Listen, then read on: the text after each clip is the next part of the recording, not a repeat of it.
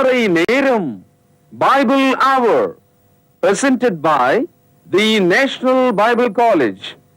கிறிஸ்துவின் சபையார் உங்களை வாழ்த்துகிறார்கள். Welcome to Satellite Bible Classes. வணக்கம் தேசிய வேதாகம கல்லூரி மாணவ கண்மணிகளே. உலகெங்கும் வாழும் தமிழ் மக்கள் மத்தியில் மிகவும் பிரபலமாக, நாணயமாக, நடுநிலையாக தேவனுடைய வார்த்தையை மட்டும் எடுத்து காண்பித்து புதிய ஏற்பாட்டினுடைய மார்க்கத்தை உங்களுக்கு அறிவிக்கிற ஒரு நிகழ்ச்சியாக இந்த கிறிஸ்தவ விழிப்புணர்வு நிகழ்ச்சி, அதாவது திருமறை நேரம் என்ற இந்த ஒலிபரப்பு உங்களுக்கு பயனுள்ளதாக இருக்கும். தேசிய வேதாகம கல்லூரி மாணவர்கள் உலகெங்கிலும் காலையும் மாலையும் தேவனுடைய வார்த்தையை கற்று தெளிந்து எதிர்காலத்தில் ஒரு நல்ல ஆய்வு மாணவர்களாக, நல்ல போதகர்களாக உங்கள் உள்ளூரிலே தேவனுடைய வேலையை செய்யும்படி உங்களை நான் அழைக்கிறேன். இந்த நாட்களில் புதிய ஏற்பாடு, நியூ டெஸ்டமெண்ட் என்ற தலைப்பில் பல செய்திகளை நம்ம கேட்டோம். நமக்கு ரொம்ப ஆச்சரியமாக இருக்குது. பொதுவாக மக்கள் மத்தியில் கடவுளை பற்றி நினைக்கும் போது, அவர் மனிதனை உண்டாக்கும் போது எதையாவது ஒரு குறையாக அவனை உண்டாக்கி விட்டாரா என்ற ஒரு அடிப்படை கேள்விக்கு மனிதர்கள் நினைக்கிறாங்க. Does God created man inferior in anything? ஏதோ ஒரு குறை அவனுக்குள்ளே இருக்கிறதா என்று யோசிக்கிறார்கள். அது எனக்கு தெரியாது. ஆனால் தேவன் மனிதனை உண்டாக்கும் போது அவருடைய சாயலிலும் அவருடைய ரூபத்திலும் அவருடைய ஆவியிலும் உண்டாக்கினார். ஆதியாகமம் 1 அதிகாரம் 26வது வசனம், ஆதியாகமம் 2 அதிகாரம் 7வது வசனம். When God made man in his likeness, in his image, in his spirit, I have no doubt that God has created man according to his personality only. அவருடைய தன்மையில் தான் நம்மை உண்டாக்கி இருக்கிறார். எந்த ஒரு மறைவும் அங்கே இல்லை. ஆனால் எந்த ஒரு தாயின் தகப்பனும் தன்னுடைய பிள்ளைகளாக இருக்கும்போது செய்கிற ஒன்றும், அவர்கள் வளரும் காலத்தில் அவர்களை பாராட்டுகிற விதமும், அவர்கள் பெரியவர்களான போது அவர்களுக்கு முன்பாக நடக்கிற நடத்தியும் வேறுபட்டு இருக்கும். When the children are young, newborn, and grow and mature and develop to a older level, the relationship with the parents are differ. அதுபோல மனுகுலத்தை தேவன் உண்டாக்கும் போது அவர்களுக்கென்று சில பருவ காலங்கள் இருந்தது. அடுத்த கேள்வி உங்களுடைய மனதில் என்னன்னா, மோசேயினுடைய நியாயப்பிரமாணத்தை கொடுத்தவர் அதை கொடுக்காமல் இருந்திருக்கலாம் இல்லையா? இந்த ஒரு கேள்வியை எப்பவுமே மனிதர்கள் மத்தியில், குறிப்பாக மதத்தில் இருக்கிற போதகர்கள் கூட கேட்குறாங்க. Why God gave the Old Testament law? ஏன் அதை கொடுத்தார்? அப்படியானால் அதற்கு ஒரு நோக்கம் இருக்க வேண்டும். அது என்ன நோக்கம்? இப்போல்லாம் பார்த்தீங்கன்னா நம்ம வீட்டில் இருக்கிற குழந்தைகளுக்கு காலையில் 8 மணிக்கு காலை உணவை கொடுத்து, மதிய உணவை ஒரு பாத்திரத்தில் அதை கட்டி, அந்த குழந்தையை கையில் பிடித்து கொண்டு போகும்படி ஒரு பெண்ணை நியமித்து, அந்த பெண் அந்த குழந்தையை அழைத்து கொண்டு மெதுவாக அழைத்து கொண்டு போய் அந்த பெரிய வாகனங்கள்லாம் ஓடுகிற அந்த ரோட்டையெல்லாம் கடந்து அந்த பள்ளி வாசலுக்கு கொண்டு போய், அந்த பள்ளியிலே இந்த குழந்தை சேர வேண்டிய அறையில் வரைக்கும் கொண்டு போய் விட்டு வருவதை நாம் பார்க்கிறோம். அதே போல் மாலையில் அதே பெண் அந்த குழந்தையை, அவளுடைய புத்தகத்தை எல்லாம் அவள் எடுத்துக்கொண்டு கையை பிடித்து கொண்டு அந்த வாகனம் செல்கிற அந்த ரோட்டையெல்லாம் கடந்து அந்த வீட்டுக்கு வந்து, அந்த வீட்டுக்குள்ளே அந்த குழந்தையை விட்டு அவள் செல்வதை பார்க்கிறோம். இது உங்கள் வீட்டில் நடக்கிற ஒரு விஷயந்தான். இப்போது இந்த குழந்தைய காலையிலேருந்து சாயங்காலம் வரைக்கும் கையில் பிடிச்சிட்டு போய் கொண்டு வந்து விடுறாள். அந்த பெண்ணுடைய வேலை என்ன? அதை நம்ம என்னென்னு அழைக்கலாம்? இதுதான் கேள்வி. இப்போது நம்ம ஊரில் இந்த மாதிரி குழந்தைய அழைத்துட்டு போகிறாங்க இல்லையா, அவங்கள வந்து ஆயான்னு சொல்கிறாங்க. AYYA, ஆயா. சில சமயங்களில் தமிழ் மக்கள் என்ன நினைக்கிறாங்க, இந்த படிக்காத கிராம மக்கள் மத்தியில் இந்த வயது சென்ற கிராண்ட்மா அதாவது பாட்டியை சில மக்கள் கொச்சையாக ஆயா என்று அழைக்கிறதை நீங்கள் பார்க்கலாம். ஆனால் உண்மையிலேயே இந்த வார்த்தை தமிழ் வார்த்தை கிடையாது, சமஸ்கிருத வார்த்தையும் கிடையாது. இது ஒரு அராமிக் வார்த்தை, இயேசு கிறிஸ்து பேசிய அந்த மொழி அது. ஆயா என்றால் யார்? இந்த கலாத்தியர் 3ஆம் அதிகாரத்தில் இந்த ஆயா என்ற இடம் ஆங்கில மொழிக்கு வரும்போது அதை எப்படி மொழிபெயர்த்திருக்காங்கன்னா டியூட்டர். டியூட்டர்னா யார்? டியூட்டர்னா டீச்சர் கிடையாது. டியூட்டருக்கும் டீச்சருக்கும் என்ன வேறுபாடு? ஆயாவுக்கும் பள்ளிக்கூடத்தில் இருக்கிற ஆசிரியைக்கும் என்ன வேறுபாடு? ஆயா அந்த குழந்தையினுடைய உயிரை பாதுகாக்கவும், அந்த குழந்தையினுடைய அறிவில்லாத அந்த சின்ன வயதை தன்னுடைய அறிவினாலே பொத்தி பாதுகாத்து நடக்க செய்து பயங்கரமான அந்த சாலையிலே அதை கடந்து பள்ளியை கொண்டு போய் சேர்க்கிற வேலையை ஆயா செய்கிறாள். பள்ளியிலிருந்து அழைத்து வருகிற வேலையை ஆயா செய்கிறாள். அந்த குழந்தையினுடைய பாதுகாப்பு ஆயாவின் கையில் இருக்கிறது. சரி, பள்ளிக்கு போன குழந்தை அங்கே ஒரு ஆசிரியை சந்திக்கிறாள். இந்த ஆசிரியை என்றதுக்கு தான் ஆங்கிலத்தில் டீச்சர். இந்த டீச்சருடைய வேலை என்ன? டீச்சருடைய வேலை அந்த குழந்தைகளுக்கு அறிவை கற்றுக் கொடுப்பது. Teacher has to teach the knowledge. Ayah has to take care of the child. இப்போ உங்களுக்கு புரிஞ்சிருக்கும்னு நான் நினைக்கிறேன். இப்போ என்ன சொல்ல வராரு பரிசுத்த ஆவியானவர்?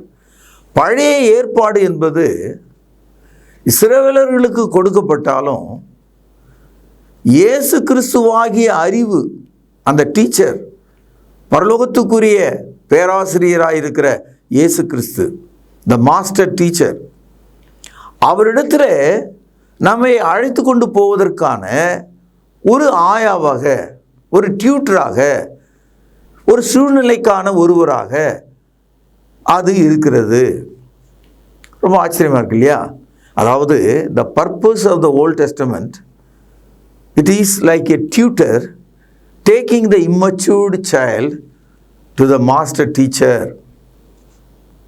பரலோகத்துக்குரிய போதகரிடத்தில் நாம் அனைவரையும் குழந்தைகளாக இருக்கிறதுனால நம்மை கைப்பிடித்து கொண்டு போகக்கூடிய ஒரு ஆயாவை போல நியாயப்பிரமாணம் இருக்கிறது.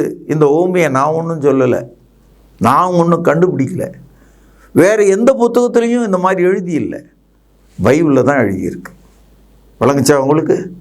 இப்பொழுது கலாத்தியர் 3ஆவது அதிகாரம் 24வது வசனம். இவ்விதமாக நாம் விசுவாசத்தினாலே, கவனிங்கள், நீதிமான்களாக்கப்படுவதற்கு நியாயப்பிரமாணம், கவனிங்கள், பேனால் அடிக்கோடிடுங்கள், நம்மை கிறிஸ்துவனிடத்தில், கவனிங்கள், வழி நடத்துகிற உபாத்தியாய் இருந்தது. இந்த உபாத்தியாய், ஆசிரியாய் என்று அவங்களால மொழிபெயர்க்க முடியல. ஆங்கிலத்தில் டீச்சர்னு மொழிபெயர்க்க முடியல, அதனால தான் அவங்க டியூட்டர்னு போட்டாங்க. கிரேக்க மொழியில் இந்த இடத்துல ஆயா என்று வந்திருக்கிறது. ஏனென்றால் அரபிக் சொல்ல அப்படியே எடுத்துக்கிட்டாங்க அவங்க. உபாத்தியாய் மூலமொழியில் என்ன இருக்கு? ஆயா. ஆங்கிலத்தில் எப்படி இருக்கு? டியூட்டர். அதனால தான் தமிழில் நேரடியாக ஆசிரியை என்ற வார்த்தையை உபயோகிக்காம உபாத்தியாய், அதாவது இவங்க அறிவை போதிக்கிற பாடங்களை நடத்த மாட்டாங்க. எந்த ஆயாவும் உட்கார வச்சு குழந்தைய ஆ ஆ இ 1 2 3 இதெல்லாம் கத்தர மாட்டாங்க. அவங்க வேலை குழந்தைய கையில் பிடிக்கிறது, குழந்தையினுடைய வாயை துடைக்கிறது, கையை கழுவி விடுறது, பத்திரமாக கொண்டு போவது, சாலையை கடக்க செய்வது, பள்ளியில் சென்று அறையில் உட்கார வைத்து விட்டு திரும்புவது. அதை மாதிரி இருக்குது பழைய ஏற்பாட்டினுடைய நியாயப்பிரமாணம். அப்போது நம்ம மனதில் இவ்வளோ நாள் என்ன நினச்சோம்? Why God gave the old testament. இங்கே பரிசுத்த ஆவியானவர் அதற்கான ஒரு பதில் சொல்கிறாரு. அந்த பழைய ஏற்பாடு இருந்ததுனால்தான் நம்ம எல்லாருக்கும் பாவனை என்னன்னு தெரிஞ்சுது. இப்போ ஒரு சட்டம் வந்த பிறகு தான் மீறுதல் என்னன்னு நமக்கு தெரியும். சட்டமே இல்லைன்னா மீறுதல் என்னன்னு தெரியாது. கவனிச்சிங்களா? அதனால் தேவன் நம்மை ஒழுங்குபடுத்துகிறார். எதிர்கால திட்டம் ஒன்றுக்கு நம்மை ஆயத்தப்படுத்துகிறார். பரலோகத்துக்குரிய கிறிஸ்துவண்டை நம்மை வழி நடத்துகிறார். அப்போ பழைய ஏற்பாடு முழுவதுமே கிறிஸ்துவை நோக்கி செல்கிற ஒரு ஆயாவை போல் இருக்கிறது. The entire Old Testament, it's like a tutor taking us to Jesus Christ. இப்பொழுது கலாத்தியர் 3வது அதிகாரம் 16-17 வசனங்கள். இதை நம்ம கொஞ்சம் கவனமாக பொறுமையாக தெளிந்து அறிந்து கொள்ள வேண்டும். நியாயப்பிரமாணத்தை ஆபிரகாமினுடைய குடும்பத்தாருக்கு தேவன் கொடுத்தார். ஆபிரகாம், ஈசாக்கு, யாக்கோபு இவர்களை வேதாகமும் பிதாக்கள், முற்பிதாக்கள் என்று அழைக்கிறது.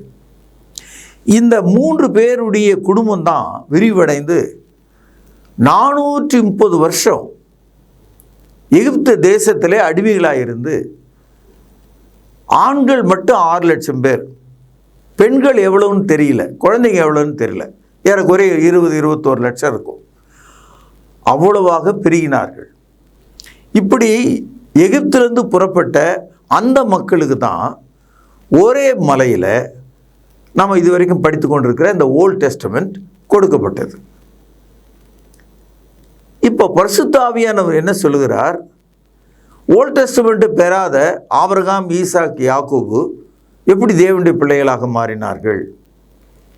எப்படி தேவனுக்கு அவர்கள் பிரியமாக இருந்தார்கள்? Abraham, Isaac and Jacob did not receive the Moses law. Then how they are justified? தேவன் அவர்களை எவ்விதமாக வழி நடத்தினார்? ஆபிரகாம், ஈசாக்கு, யாக்கோபு என்பவர்களுக்கு வாக்குத்தத்தங்கள் மூலமாக வழி நடத்தியிருக்கார். Abraham, Isaac and Jacob were blessed by the promise of God. தேவனுடைய நேரடியான வாக்குத்தத்தங்களை அவங்க பெற்றுக்கிட்டாங்க. அந்த வாக்குத்தத்தங்கள் கீழவே அவங்க வாழ்ந்துட்டாங்க.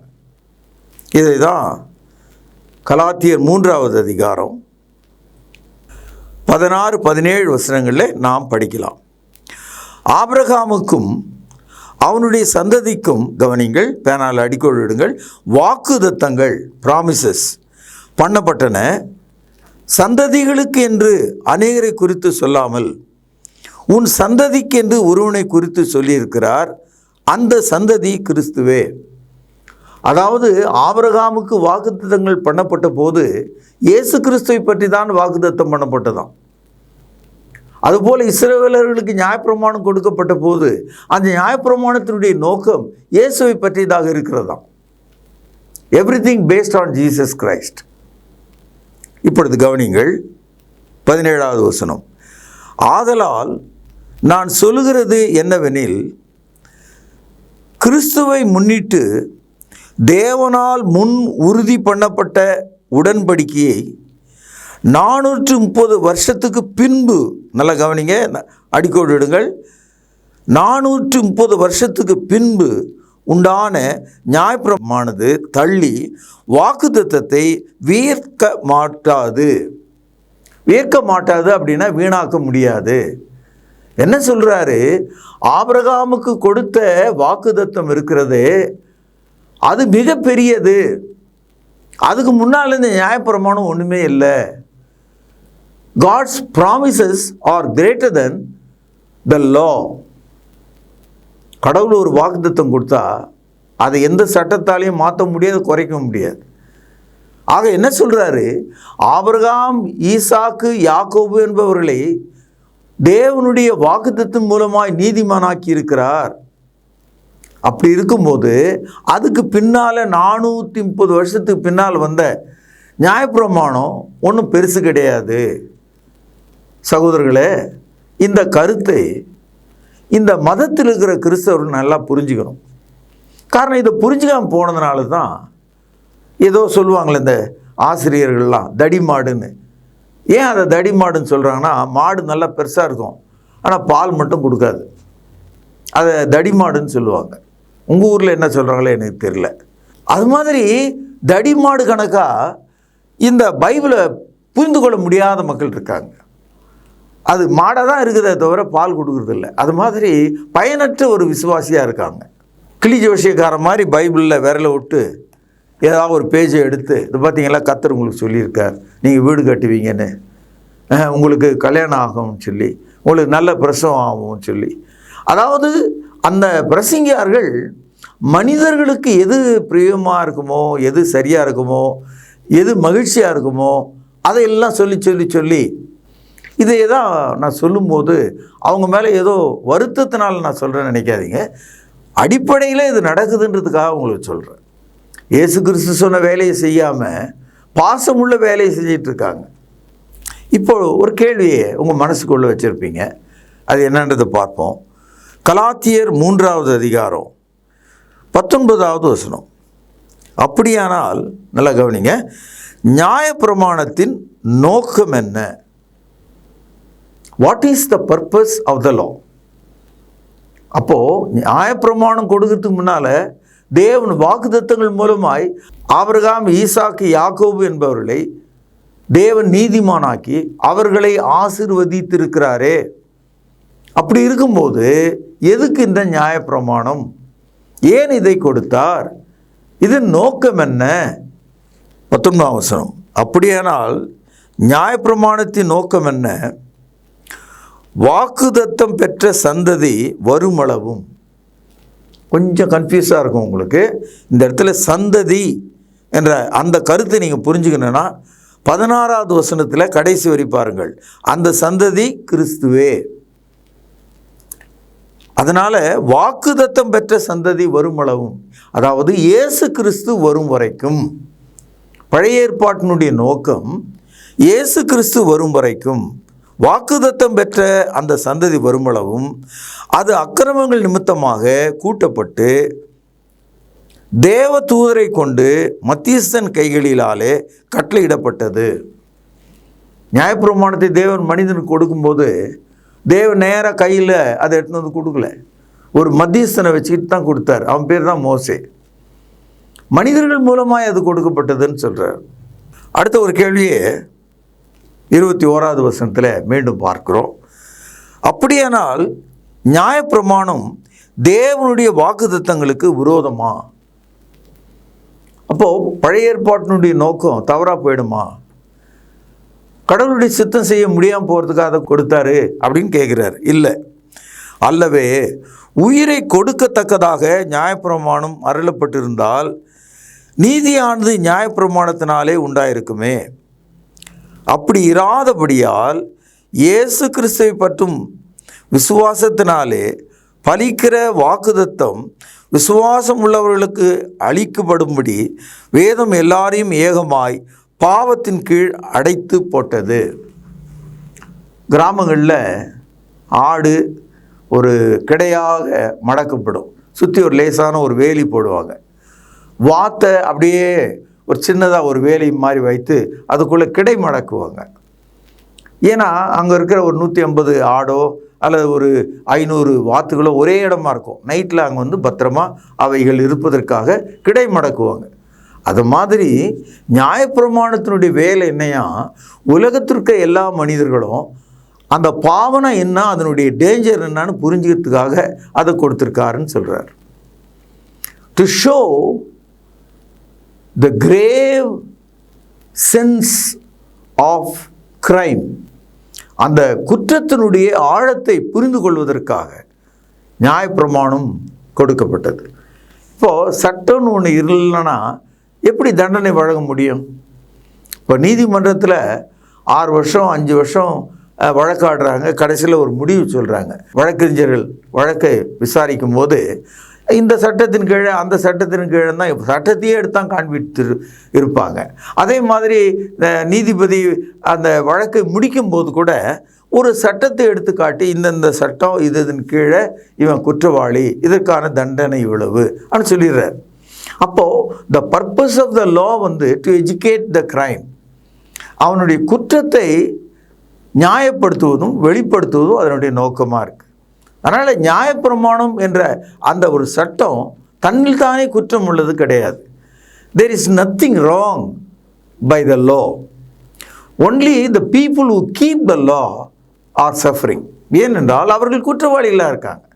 அதனால தான் ரோமர் 3ஆம் அதிகாரம் 23ஆம் வசனத்தில் படிக்கிறோம், ஒருவனும் நீதிமான் இல்லை, ஒருவனும் நீதிமான் இல்லை, எல்லாரும் பாவம் செய்து தேவனுடைய சாயலில் எழுந்து விட்டார்கள். இந்த கருத்து எப்போ மனுஷனுக்கு தெரிஞ்சுது? நியாயப்பிரமாணத்தை படித்த போது தான் தெரிஞ்சுது. சட்டங்களை தெரிந்து கொண்ட போது தான் நம்ம நீதிமான் கிடையாது அப்படின்னு நம்ம புரிஞ்சுக்கிட்டோம். அப்போது தேவனுக்கு ஒரு நோக்கம் இருக்குது, நியாயப்பிரமாணத்தை வைத்ததில் ஒரு நோக்கம் இருக்குது. நாம் அனைவரும் நம்முடைய பாவங்களை நன்றாக புரிந்து கொண்டு உணர்ந்து கொண்டு இதை முற்றிலுமாக நம்ம இடத்துல நீக்குவதற்கு பரலோகத்திலிருந்து வருகிற தேவனுடைய குமாரனாகிய இயேசு கிறிஸ்துவினிடத்தில் திரும்ப வேண்டும். நாம் அனைவரும் இயேசு ஒன்றை வந்து சேர வேண்டும். அதுக்காக தான் பழைய ஏற்பாடு கொடுக்கப்பட்டிருக்குதான். 22ஆம் வசனம் கடைசி வரை பாருங்கள். வேதம் எல்லாரையும் ஏகமாய் பாவத்தின் கீழ் அடைத்து போட்டது. நான் உங்களுக்கு கொஞ்சம் முன்ன சொன்னேன், ஆடை கிடை மடக்குவாங்க, வாத்தை கிடை மடக்கிறாங்க, மாடுகளை தொட்டியில் அடைக்கிறாங்க. இந்த இடத்துல தொட்டின்னா பாத்திரம் இல்லை, மாடுகள் இருக்கிற ஒரு இடம். பட்டி தொட்டி நம்ம கிராமத்தில் சொல்கிறோம் இல்லையா, பட்டி தொட்டி, அதுதான் தொட்டின்னு சொன்னால் மாடுகள் அடைக்கப்பட்டிருக்கிற இடம், பட்டின்னு சொன்னால் ஆடுகள் அடைக்கப்பட்டிருக்கிற இடம். இப்போது வேதம் என்ன செய்து தான் பழைய ஏற்பாடு எல்லா மனிதரையும் பட்டி தொட்டியில் வச்சு அடங்கின மாதிரி இயேசு கிறிஸ்து வரும் வரைக்கும் நம்ம அடைச்சி வச்சுருக்கோம். பாருங்கள், கலாத்தியர் 3ஆவது அதிகாரம் 23ஆவது வசனம். ஆதலால் கவனிங்கள், விசுவாசம் வருவதற்கு முன்னே வெளிப்பட போகிற விசுவாசத்திற்கு ஏதுவாக நாம் அடைக்கப்பட்டவர்களாய் நியாய பிரமாணத்தின் கீழ் காவல் பண்ணப்பட்டு இருந்தோம். அதாவது நியாயப்பிரமாணம் நம்மை காவல் காத்துட்டு இருந்ததுதான். எப்படி பட்டியில் ஆடுகளும் தொட்டியில் மாடுகளும் அடைக்கப்பட்டு அந்த ஆட்டு மேய்ப்பனோ மாட்டு மேய்ப்பனோ அதை காவல் பண்ணிட்டு இருக்கிற மாதிரி பழைய ஏற்பாடு நம்மை காவல் பண்ணிட்டு இருந்ததுதான். இது இந்த யூதர்களுக்கு புரியல. இது அதனால தான் இயேசு கிறிஸ்துவனுடைய காலத்தில் அவர் வந்து சத்தியத்தை சொல்லி விசுவாசத்தை அவர்களுக்கு ஏற்படுத்தும் போது அதை புரிந்து கொள்ள முடியாமல் போயிட்டாங்க. நியாயப்பிரமாணத்தினுடைய நோக்கத்தை புரிந்து கொள்ள முடியாமல் போனதுனால்தான் இந்நாள் வரைக்கும் யூதர்கள் பழைய ஏற்பாட்டின்படி நடக்கிறவர்களாக இருக்காங்க. நியாயப்பிரமாணத்தினுடைய நோக்கத்தை புரிந்து கொள்ள முடியாமல் போனதுனால்தான் இன்று வரைக்கும் கிறிஸ்தவ மதத்தில் இருக்கிறவங்க பழைய ஏற்பாட்டின்படி நடக்க முயற்சி எடுக்கிறாங்க. பழைய ஏற்பாடு கிறிஸ்துவனை நம்மை வழிநடத்தக்கூடிய ஒரு உபாத்தியாயாகவும் நம்மை காவல் பண்ணுகிற ஒரு காவல்காரனை போலவும் பாவத்தை அறிகிற அறிவை நமக்கு உண்டாக்கக்கூடியதாகவும் இயேசு கிறிஸ்து மூலமாய் உண்டாகும் நீதி நமக்கு அறிவிக்கக்கூடியதுமாய் இருக்கிறது. ஆகவே என் அன்பு சகோதரர்களே, இதை நீங்கள் நன்றாக புரிந்து கொள்ள வேண்டும். சென்னையில் சென்ட்ரல் ரயில்வே ஸ்டேஷனுக்கு நீங்கள் போயிருப்பீங்க. வெள்ளைக்காரன் 200 வருஷத்துக்கு முன்னால் அந்த ரயில்வே ஸ்டேஷனை அமைத்த போது ஒரு ஆச்சரியமான மெத்தடில் அவன் பண்ணியிருக்கான். அது என்னென்னா, ட்ரெயின் வந்து எங்கே வேணாலும் வரலாம், அந்த சென்ட்ரல் ஸ்டேஷனுக்கு வந்த உடனே அதான் கடைசி, அதை தாண்டி அந்த ட்ரெயின் போகாது. எல்லா ட்ரெயினும் அங்கே நின்று மறுபடியும் வேணால் திரும்பி போகுமே தவிர அந்த ஸ்டேஷன்லேருந்து தொடர்ந்து போகிறதுக்கு வழி கிடையாது. ஏன்னா அந்த மாதிரி அதை கட்டியிருக்காங்க. ஆல் ட்ரெயின்ஸ் மே ஆல்ட், அங்கே வந்து நிறுத்தலாம், ஆனால் அப்படியே கண்டினியூ பண்ண முடியாது, திரும்பி வேணால் போகலாம். அது மாதிரி நியாயப்பிரமாணம் இயேசு கிறிஸ்து வரைக்கும் தான், இயேசு கிறிஸ்து தாண்டி போக முடியாது. அந்த மாதிரி தான் புதிய ஏற்பாடு போதிக்கிறது. பார்ப்போம். ரோமருக்கு எழுதிய நிருபம் 10ஆவது அதிகாரம் முதல் சில வசனங்கள், ஆழமான வசனங்கள், கவனிங்க. சகோதரரே, இஸ்ரவேலர் ரட்சிக்கப்பட வேண்டும் என்பதே என் இருதயத்தின் விருப்பமும் நான் தேவனை நோக்கி செய்யும் விண்ணப்பமாயிருக்கிறது. கவனிங்கள், 2வது வசனம். தேவனை பற்றி அவர்களுக்கு வைராக்கியம் உண்டென்று அவர்களை குறித்து சாட்சி சொல்லுகிறேன். ரொம்ப வைராக்கியம். அதனால தான் இயேசு தூக்கி சிலுவையில் அறைஞ்சாங்க. வைராக்கியம்னா ஆங்கிலத்தில் ஜெலஸ். இன்றைக்கி பாருங்கள், இந்த மதத்தில் இருக்கிற கிறிஸ்தவங்க நெஞ்சை கிழிச்சுக்குவாங்க. அந்த அளவுக்கு பரிசுத்தாவை பற்றி சொல்லுவாங்க, அந்த அளவுக்கு சாட்சி சொல்லுவாங்க, அந்த அளவுக்கு ஏதோ எல்லாம் தெரிஞ்சவங்க மாதிரி பேசுவாங்க. அவ்வளோ வைராக்கியம். குறிப்பாக அந்த கிறிஸ்தவத்தில் உள்ள 3வது பிரிவு மக்களுக்கு வைராக்கியத்துக்கு அளவே கிடையாது. ஆனால் அது அறிவுக்கேற்ற வைராக்கியமா, சத்தியத்துக்கேற்ற வைராக்கியமா, யூதர்களுக்கு உரிய வைராக்கியத்தை போன்றது அது. பாருங்கள், 2வது வசனம். தேவனை பற்றி அவர்களுக்கு வைராக்கியம் உண்டென்று அவர்களை குறித்து சாட்சி சொல்கிறேன். ஆகிலும் அது அறிவுக்கேற்ற வைராக்கியம் அல்ல. கவனிங்கள், ஏனென்றால் அவர்கள் தேவனுடைய நீதியை அறியாமல் தங்கள் சுயநீதியை நிலைநிறுத்த தேடுகிறபடியால் தேவ நீதிக்கு கீழ்ப்படியாது இருக்கிறார்கள். யூதர்கள் இயேசு சிலுவையில் அறையும் போது தங்களை நீதி உள்ளவர்கள் என்று நினைத்தார்கள். இயேசுவை பாவியை போல கொன்றார்கள். அதே போல தான் இன்றைக்கும் மதவாதிகள் தங்களை நீதி உள்ளவர்கள், அறிவுள்ளவர்கள் என்று நினைத்து கொண்டு வைராக்கியம் பாராட்டி சத்தியத்தை அவர்கள் கைவிட்டார்கள். புதிய ஏற்பாடுபடி நடக்க மறுக்கிறார்கள். இன்னும் நியாயப்பிரமாணம் இருக்கிறது என்று போதிக்கிறார்கள். அதனால தான் சபைகளுக்கெல்லாம் பேரை பார்த்தீங்கன்னா பழைய ஏற்பாட்டு பேரை வச்சுருப்பாங்க.